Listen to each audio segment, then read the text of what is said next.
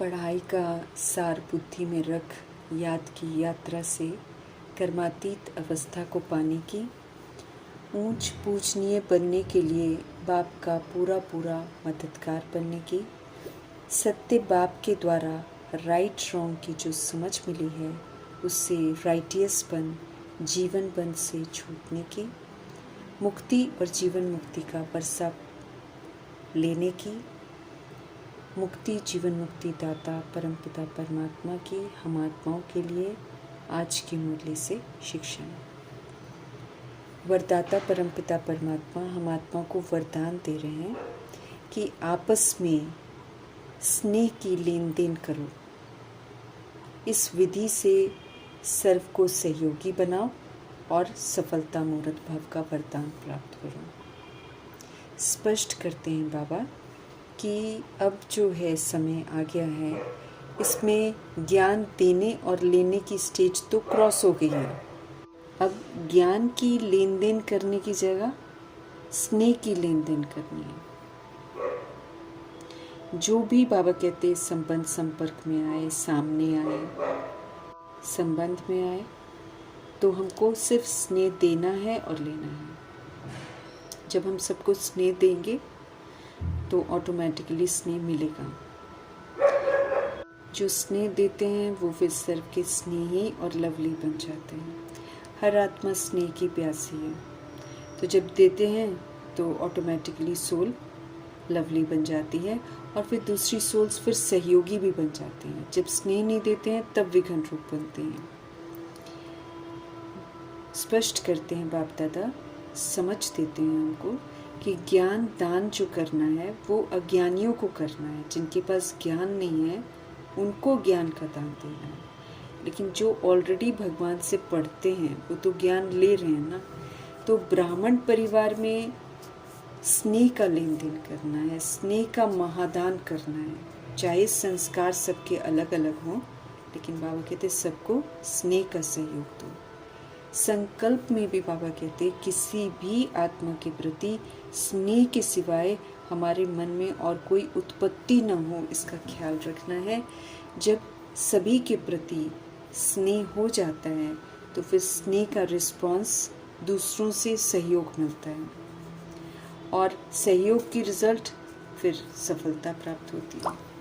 जब हम स्नेह देते हैं और जब हमको सहयोग मिलता है तो इसी विधि से तो सफलता प्राप्त करते हैं। तो विधि पूर्वक वरदान को फलीभूत करके सफलता मूर्त बनना है।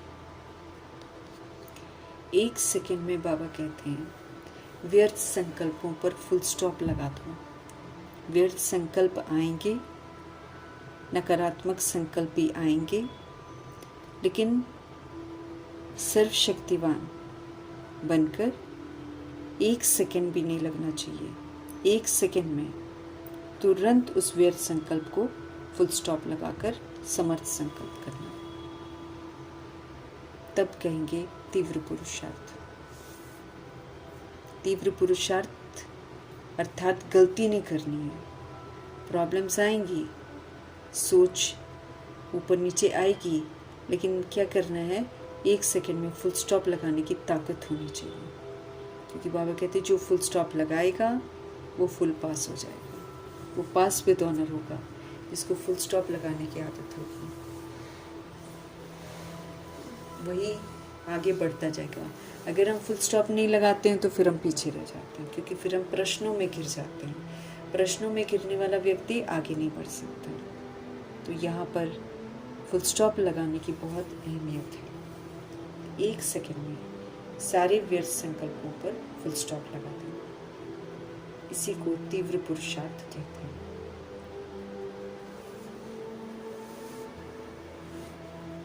मातेश्वरी जी भी हमको समझा रहे हैं कि वो आत्माएं जो मुक्ति चाहते हैं ना, वो सोचते हैं कि मुक्ति ही मोक्ष है। फिर वो ये समझते हैं कि इसके बाद फिर हमको जन्म मरण के चक्र में नहीं आना पड़ेगा, हम छूट जाएंगे। लेकिन हमको समझ मिलती है परमात्मा से कि तो आत्मा तो पुनर्जन्म में आती ही आती है। मुक्ति का अर्थ ये है कि वापस वतन में जाते हैं थोड़ा समय के लिए, और फिर पुनः ड्रामा शुरू होता है तो फिर से पार्ट बजाती है, क्योंकि अविनाशी आत्मा है, अविनाशी रिकॉर्ड प्लेयर की तरह है। जो रिकॉर्डिंग होती है उसके अनुसार वो आकर पार्ट बजाती है। इसलिए मोक्ष तो किसी को भी नहीं मिलता है। जीवन में रहकर सिर्फ हम अच्छे कर्म करें उसको जीवन मुक्ति नहीं कहते हैं, लेकिन जीवन में रहते हुए कर्म के बंधनों से मुक्त रहना है, उस सुख का अनुभव करना है, उसको बाबा जीवन मुक्त अवस्था कहते हैं। तो कर्म बंधन से मुक्त हो जाना, कोटों में से कोई विरला ही इस बात को समझते हैं। तो बाकी मनुष्य मत तो अपनी अपनी मत है, लेकिन मातेश्वरी कह रही है कि हम तो परमात्मा से जान चुके हैं कि जब तक मनुष्य पहले विकारी कर्म बंधन से मुक्त नहीं होता है, तब तक तो आदि मध्य अंत का जो दुख है उससे तो वो छूट ही नहीं सकता है। विकारों के कर्म बंधनों से छूटना है सबसे पहले। तो ये भी एक स्टेज है जहाँ पर हमें इन बंधनों से छूटना है। तो भी पहले जब ईश्वरीय नॉलेज को धारण करें तभी उस स्टेज पर पहुँच सकते हैं। उसके लिए हमको ईश्वर की ईश्वरीय नॉलेज चाहिए, उसको धारण करना, तब उस स्टेज पर हम पहुँच सकते हैं। और उस स्टेज पर पहुँचाने वाले स्वयं खुद परमात्मा है। वो हमको सिखाते हैं कि कैसे हमें दुखों से मुक्त होना है। मुक्ति जीवन मुक्ति दाता शिव पिता परमात्मा ही है, वही विधि बताते हैं मुक्ति और जीवन मुक्ति प्राप्त करने की। बाबा हमारे परमपिता परमात्मा बार बार नहीं आते हैं, वो कल्प में एक बार आते हैं और पूरा परिवर्तन करके ही जाते हैं। आत्माओं को भी परिवर्तन करते हैं, विधियां बताते हैं और फिर परिवर्तन करके वापस घर लेकर जाते हैं। और ये जो एक अंधश्रद्धा है या शास्त्रों के अनुसार दंत कथा बना रखी है कि भगवान 24 अवतार लेते हैं, ऐसा नहीं है। भगवान बार बार अवतार नहीं लेते हैं, भगवान एक ही बार संगम युग में आते हैं और फिर सारा जो भी बिगड़ा हुआ ड्रामा है और बिगड़ा हुआ स्वरूप है आत्माओं का, उसको ठीक करते हैं और फिर सबको वापस घर लेकर जाते हैं। अव्यक्त इशारे हमको मिल रहे हैं स्वयं और सर्व के प्रति मनसा के द्वारा योग की शक्तियों का प्रयोग करना है। मनसा सेवा जो है ये बेहद की सेवा है। बाबा कहते हैं ये कोई एक दो के लिए सेवा नहीं है, निराकारी मनसा, उसमें कोई भेदभाव नहीं, सभी सोल्स हैं। तो मनसा सेवा बेहद की सेवा, पूरे वर्ल्ड की सोल्स की सेवा करनी है।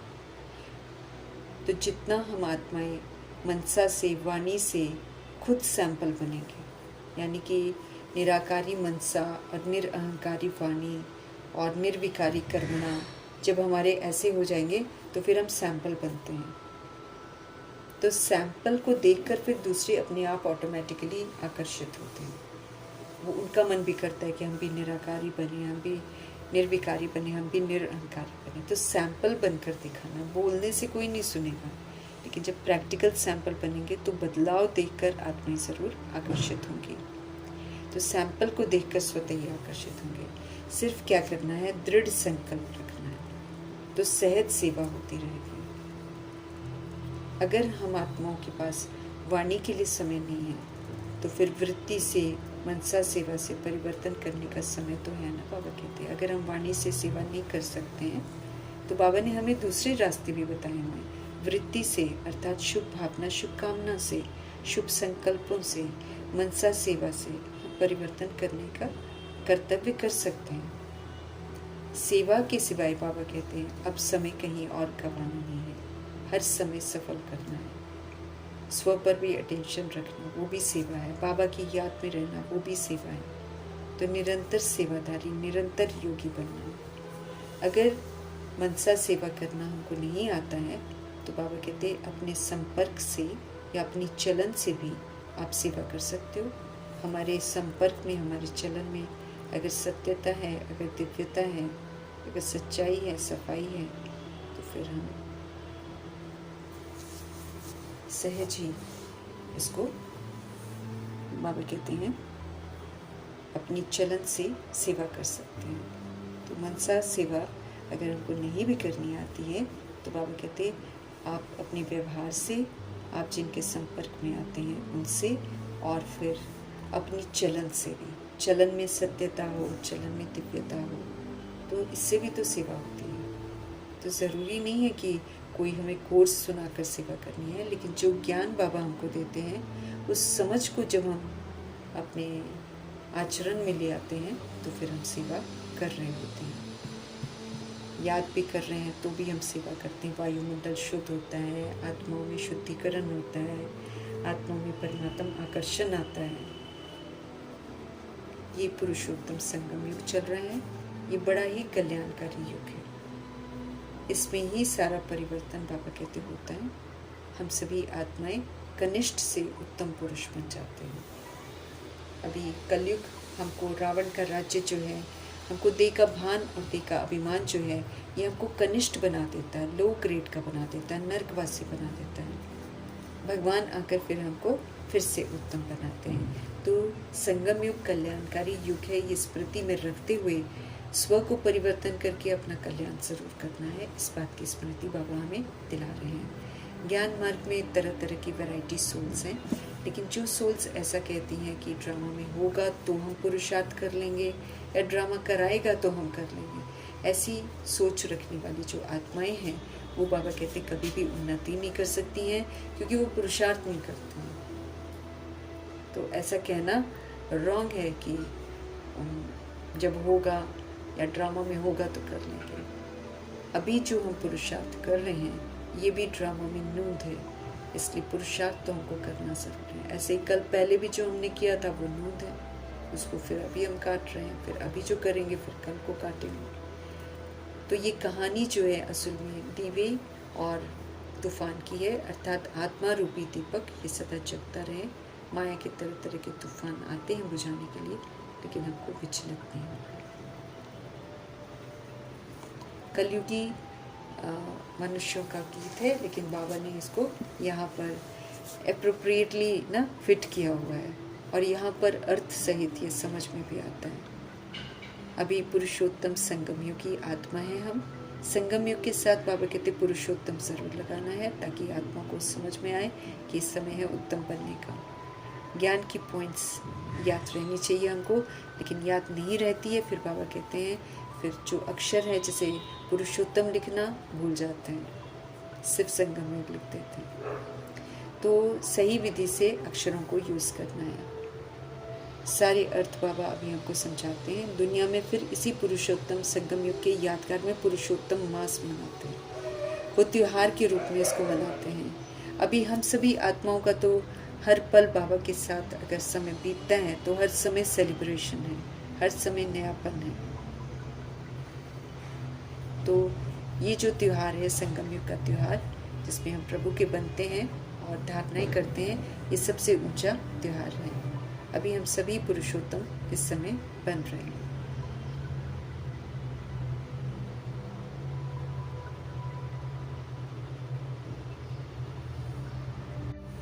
अभी हम सब पुरुषोत्तम बन रहे हैं, ये बात भी ध्यान में रखनी है, ताकि उत्तम पाठ हम बजाएं। नहीं तो विस्मृत हो जाते हैं, तो फिर ऑर्डिनरी की तरह पाठ बजाते हैं। लक्ष्मी नारायण के घराने में जाना है, तो फिर ब्रह्मा जी और सरस्वती जैसे पुरुषार्थ करते हैं वैसे फॉलो करना है। बाकी बाबा स्पष्ट करते हैं कि श्री कृष्ण कोई पीपल के पत्ते पर नहीं आता है, सागर के ऊपर नहीं आता है, बल्कि वो सागर परमपिता परमात्मा से उनकी आत्मा पूरा पुरुषार्थ करके पूरा वर्षा लेते हैं, और फिर श्री कृष्ण का मर्तबा प्राप्त करती है। तो ये विधि पूर्वक है, और फिर आत्मा ही पुनर्जन्म में आकर श्याम बनती है। इसलिए अब आत्मा बिंदी को कैसे दिखाएं, दिखा नहीं सकते हैं, तो फिर कृष्ण को ही काला और गोरा दिखा देते हैं। लेकिन अब बाबा कहते हैं सबको अर्थ जरूर बताना। तो ज्ञान सागर से निकले उत्तम से उत्तम पुरुष जो है वो श्री कृष्ण जी हैं। वो श्री का टाइटल प्राप्त करते हैं। ज्ञान सागर से ही स्वर्ग की स्थापना होती है। फिर हम सभी आत्माएं जब स्वर्ग की विशेषताओं को धारण करते हैं, तब हम स्वर्ग की स्थापना में मददगार बनते हैं। तो नंबर 1 पुरुषोत्तम जैसे श्री कृष्ण बनते हैं, तो उनके घराने में आने के लिए या फिर उनके साथ जन्म लेने के लिए नंबर 1 पुरुषोत्तम को फॉलो करके ऐसा पुरुषोत्तम बनना भी है। प्रलय कभी नहीं होती है, विनाश के पहले ही बाबा स्थापना कर देते हैं।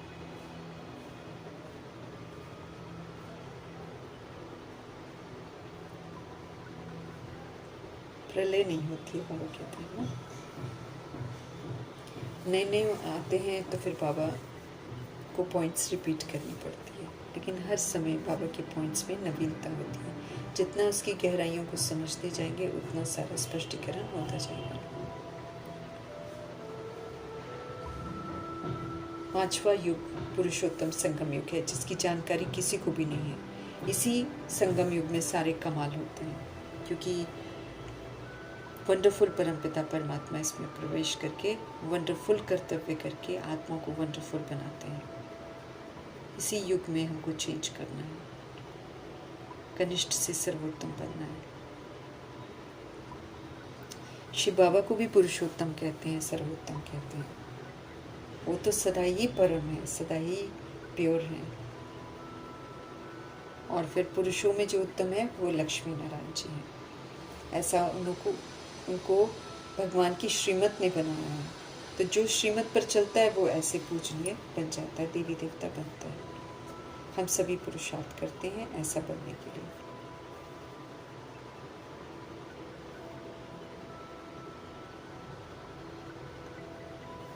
अब लाएं खुबसाएं हर तरह की आत्मा जिसको कोई दुनिया में देखता नहीं है, नेग्लेक्ट करता है, भगवान जी उनको भी ऊपर उठाते हैं। भगवान का स्वभाव ही है गिरे हुओं को उठाना। तो बाबा बॉडी नहीं देखते हैं, जाति नहीं देखते हैं, देह के विस्तार को नहीं देखते हैं, बाबा सोल को देखते हैं। तो सीखने वाली भी अहिल्याएं कुब्जाएं जो कुछ भी पढ़ी लिखी नहीं है उन्हों के लिए तो बाबा कहते कितना सहज बाबा समझाते हैं कि उठते बैठते खाते पीते हर समय परमपिता परमात्मा की यादों में रहो।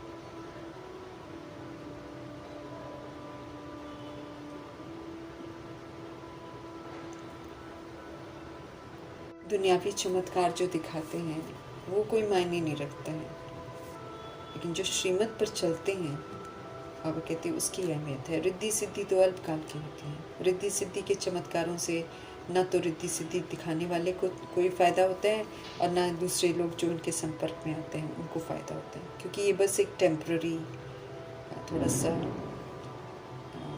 कमाल दिखाते हैं, बाकी स्थायी कहीं नहीं है। सहज राजयोग जो बाबा सिखाते हैं ना, इससे जन्म जन्मांतर फ़ायदा होता है। सहज राजयोग, आत्मा राजा और कनेक्शन करना है परमात्मा से ऊपर, नीचे को नहीं, और कनेक्ट होकर फिर हम अपने आप को फुल चार्ज कर सकते हैं। यहाँ पर फ़ायदा है। जन्म जन्मांतर के लिए बाबा हमको दुखों से छुड़ाते हैं और सुख घनेरे का वर्षा देते हैं। ड्रामा अनुसार बाबा हमको सारी गुह्य बातें सुनाते हैं। उन्होंने समझाया है कि शिव और शंकर को मिलाया क्यों है। जैसे बाबा ने समझाया है ना, वैसे फिर हमको भी औरों को समझाना है। शंकर का इस सृष्टि पर पाठ नहीं है। शंकर तो ब्रह्मा जी की उच्चतम अवस्था है तपस्या की, और वो वतन में ही है। यहाँ नीचे सृष्टि पर वो पाठ बजाने नहीं आते, कोई कैलाश के पर्वत पर नहीं आते। शिव का और ब्रह्मा का और विष्णु का पाठ यहाँ पर चलता है सृष्टि पर। ब्रह्मा और विष्णु का ऑलराउंड पाठ है। ब्रह्मा ही विष्णु बनते, विष्णु ही ब्रह्मा बनते। शिव बाबा का भी पाठ इसी समय संगम युग पर है। वो आकर ज्ञान देते हैं, बाकी निर्वाण धाम में चले जाते हैं। फिर 5000 वर्ष के बाद मुलाकात होती है। तो जाने से पहले वो जायदाद देते हैं। तो जैसे दुनिया में भी आत्माएं जब वानप्रस्थ बनती हैं तो फिर सारी जिम्मेवारियां बच्चों को सौंप करके फिर खुद वचन बदली करती हैं।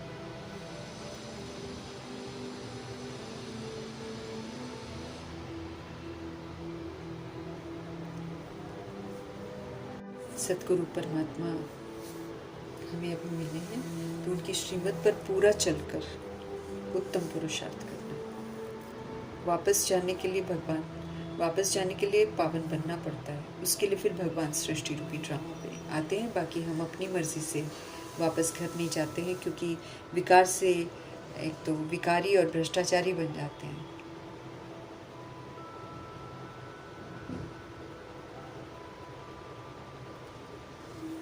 विकार से इस दुनिया में जन्म लेते हैं, लेकिन जो सत्यु की घराने में आत्माएं आती है वो योग बल से जन्म लेती हैं, वो विकारों से जन्म नहीं लेते। वो है ही दुनिया निर्विकारी दुनिया, इसलिए वो लोग श्रेष्ठाचारी कहलाते हैं।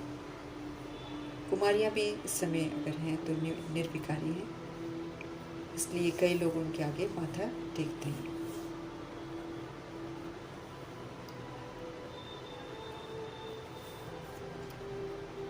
शिव बाबा का पाठ अद्भुत पाठ है। यहाँ पर एकदम श्रेष्ठ कर्तव्य जो मनुष्य नहीं कर सकते हैं वो भगवान करते हैं। सभी आत्माओं के वो पिता हैं, इसलिए बड़े रहम दिल हैं, हर आत्मा का कल्याण सोचते हैं। वो ये बातें जो बाबा अच्छी अच्छी सुनते हैं इधर उधर से, उसको भी ये धारण करके आ जाते हैं।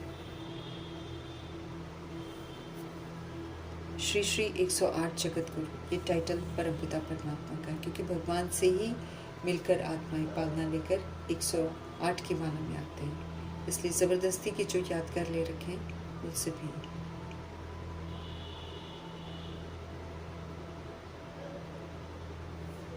उनसे भी जो बुराइयां जितनी भी हैं उनसे भी हमको मुक्त होना है। श्री श्री का टाइटल और श्री का टाइटल ये तो संगम युग पर मिलता है ना, जो वरना भगवान तो श्री श्री का सबूत देते हैं, 108 आत्माएं सुंदर आत्माएं तैयार करते हैं, और जो श्री का टाइटल प्राप्त करते हैं वो फिर श्रीमत पर चलकर श्रेष्ठ पुरुषार्थ करके सबूत देते हैं। तो 8 रत्न मुख्य गाए हुए हैं जो पास विद ऑनर होते हैं, इसलिए कई लोग 8 की माला जपते हैं, फिर 108 की माला भी जपी जाती है। तो शालिग्राम वो होते हैं जो अपने आप को आत्म अभिमानी बनाते हैं, उनका फिर शिव के साथ पूजन होता है। हमें याद रखना है कि हम सभी भारत की सेवा पर हैं, बाबा के साथ हैं।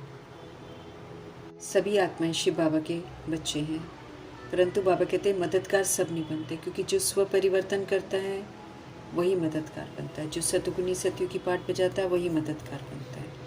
जो निराकारी निर्विकारी निरंकारी बनता है वही मददगार बनता है। स्व परिवर्तन करने वाला मददगार बनता है। तो जितना हम याद करते हैं बाबा को उतना ऊंच बनते हैं, उतना पूजनीय बनते हैं।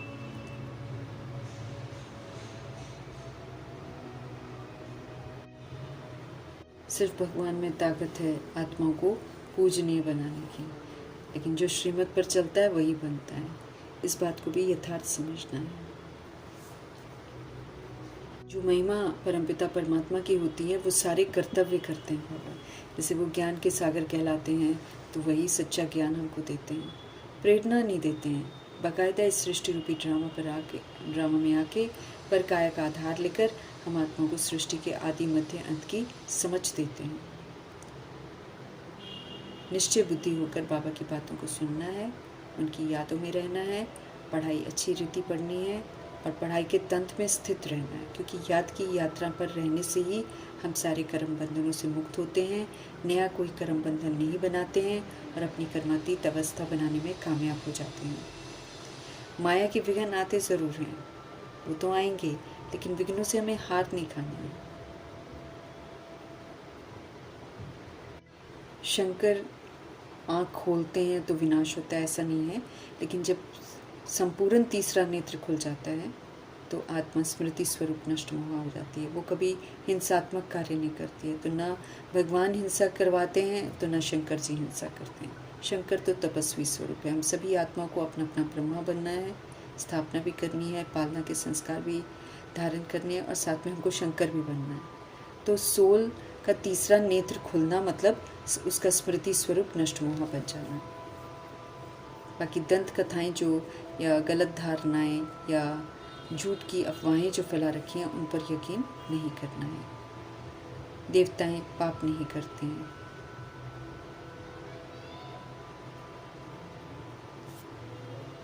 हम सभी आत्माएं शरीर रूपी रथ पर विराजमान हैं। अब मालिक बनकर, राजा बनकर शरीर रूपी राजधानी को चलाना है। श्रीमत पर चलकर, चलाकर हमें फिर से संपन्न और संपूर्ण बनना है। दुख हरता, सुख करता एक ही दाता परमपिता परमात्मा है। वो हम आत्मा को बहुत सिंपल रीति हर बात समझाते हैं और सेवा करने भी बहुत सिंपल तरीके से सिखाते हैं। कोई भी आत्मा सेवा कर सकती है। स्मृति दिलाते हैं कि अभी हमारा जो एक्ट है, हमारा जो पार्ट है, वो विश्व को नया बनाना है। तो जितना नई स्मृतियों से हम नया संस्कार बनाते हैं, उसी नए संस्कार से फिर हम विश्व को भी नया बनाते हैं। हेवनली गॉड फादर परमपिता परमात्मा स्वर्ग के रचता है। उनकी श्रीमत पर चलकर हमको स्वर्ग की रचना में मददगार बनकर वहाँ पर अपने लिए सीट बुक करनी है। पुरानी दुनिया बाबा नहीं रचते हैं, बाबा सुंदर खूबसूरत दुनिया रचते हैं। भगवान हम आत्मा को ब्राह्मण बनाते हैं। ये ब्राह्मण बनना भी नई रचना है। और फिर फरिश्ता, फरिश्ता से देवता। भगवान की रचना अद्भुत है। तो भगवान अपनी उस रचना के आदि मध्य अंत के बारे में बताते हैं कि देवता कैसे शुरू में आते हैं, कैसे मध्य में भटक जाते हैं, तो कैसे अंत में फिर विस्मृत होते हैं, तो फिर बाबा आकर सब कुछ ठीक करते हैं। ब्रह्मा के द्वारा बाबा हर बात हमको समझाते हैं। बाकी पुरानी दुनिया है, जो भी मनुष्य यहाँ पर है, सब एक दूसरे को दुख देते हैं। सुख करता परमपिता परमात्मा हम आत्मा को सुख देना सिखाते हैं। सतुगुनी सतयुगी पाठ बजाकर हम आत्मा को सुख का सहयोग दे सकते हैं। हम सभी आत्माएं, वर्ल्ड में जितनी मौजूद आत्माएं हैं, जितने शरीर हैं, उन शरीरों को चलाने वाली जितनी आत्माएं हैं, वो सभी शिव पिता परमात्मा की संतान हैं।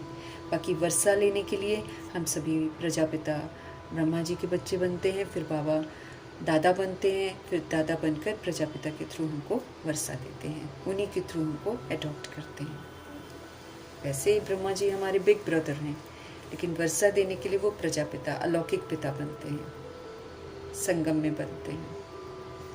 ज्ञान सुनाने वाले रचता शिव बाबा हैं। वो फिर अपनी रचना का ही राज बताते हैं। हमारी एम ऑब्जेक्ट हमको बताते हैं। अब एम ऑब्जेक्ट को सामने रखते हुए संगम में अपने संपूर्ण फरिश्ता बनना है। जो फरिश्ते बनते हैं वही फिर देवता बनते हैं। ईश्वरीय विश्वविद्यालय है, ये वर्ल्ड यूनिवर्सिटी है। यहाँ पर यूनिवर्स में मौजूद जितनी भी सोल्स हैं, सारी एडमिशन ले सकती हैं, सब पढ़ सकते हैं। यहाँ पर सारी यूनिवर्स को अभी चेंज किया जाता है। सारे कैरेक्टर्स जो हैं इस समय आसुरी बन जाते हैं। आसुरी कैरेक्टर्स आदि मध्य अंत दुख देने वाले हैं। बाकी ईश्वरीय यूनिवर्सिटी ही यूनिवर्सिटी है जहाँ पर दुख हरता सुख करता शिव बाबा सुख देना सिखाते हैं। प्रैक्टिकल कैरेक्टर हमारा सुधारते हैं। एक ही ईश्वरीय विश्वविद्यालय है और कोई यूनिवर्सिटी नहीं कहलाती है। वो तो दुनिया में कह देते हैं यूनिवर्सिटी, लेकिन यूनिवर्सिटी सिर्फ एक शिव बाबा की ही है। इस यूनिवर्सिटी से सारे विश्व का कल्याण हो जाता है। अभी हमें राइट और रॉन्ग की समझ मिलती है, तो राइटियस गॉडफादर की मत पर चलकर अब हमको राइटियस बनना है। और कोई दुनिया में हमको राइट और रॉन्ग की समझ दे ही नहीं सकता, पाप और पुण्य की समझ दे ही नहीं। किसी को मालूम ही नहीं है कि पाप होता क्या है। वो तो जिसको बाबा पाप बोलते हैं उसको तो लोग ज़रूरी समझते हैं, इज्जत की बात समझते हैं, उसका तो सर्टिफिकेट देते हैं। और भगवान कहते तुम क्राइम करते हो। तो बाबा ही हमको राइटियस बातें समझाते हैं। इसीलिए भगवान को ट्रुथ कहा जाता है और किसी इंसान को ट्रुथ नहीं कहा जाता है। हम सभी को राइटियस बना रहे हैं, तो उनकी ही राइटियस मत पर चलकर हमको राइटियस बनना है। फिर हम जीवन मुक्ति में आएंगे। ड्रामा को यथार्थ समझना है।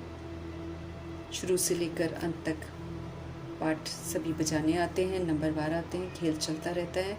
ड्रामा फिर से शूट होता रहता है और फिर से रिपीट होता रहता है। एवर न्यू इसीलिए लगता है क्योंकि ये हर 5000 साल के बाद सीन आता है, इसलिए भूल भी जाते हैं। हमको याद ही नहीं रहता हम क्या करते हैं, तो इसलिए हर वक्त ये नया है। अभी हम फिर से एक्ट बाबा से सीख रहे हैं। ये जो सीख रहे हैं ये रिकॉर्ड होते जा रहा है, फिर हम इसी को रिपीट करेंगे। बेहद का अविनाशी ड्रामा, कभी भी विनाश नहीं होता है। सब अविनाशी पाठधारी आत्माएं हैं। जैसे जैसे हम परफेक्ट बनते जाएंगे वैसे वैसे हमको साक्षात्कार होता जाएगा। ड्रामा फिर से रिपीट होता रहेगा। हमें पुरुषार्थ करना है, मूंझना नहीं है। जितना हो सके पुरुषार्थ करके, जितना हो सके याद में रहकर हमको उच्च मर्तबा प्राप्त करना है। प्रभु जी स्पष्ट करते हैं, जो करेगा वही पाएगा। ड्रामा को जो कराना है होगा वो कराएगा, ये सोच नहीं रखनी है। ये तो फिर रॉन्ग सोच है। हमको तो पुरुषार्थ करना ही है, ये सोच रखनी है। पुरुषार्थ से प्रारब्ध बनती है, ड्रामा पर नहीं छोड़ना है कि छोड़ दिया। ऐसे तो ब्रह्मा जी को शुरू में बोल दिया गया था कि आप नारायण बनोगे, वो तो यूं ही छोड़कर बैठ जाते। उन्होंने तो एक्यूरेसी से पुरुषार्थ किया है, तो हमको भी फॉलो करके एक्यूरेट पुरुषार्थ करना है। एक्यूरेसी सिखाकर परफेक्ट बनाने वाले शिव पिता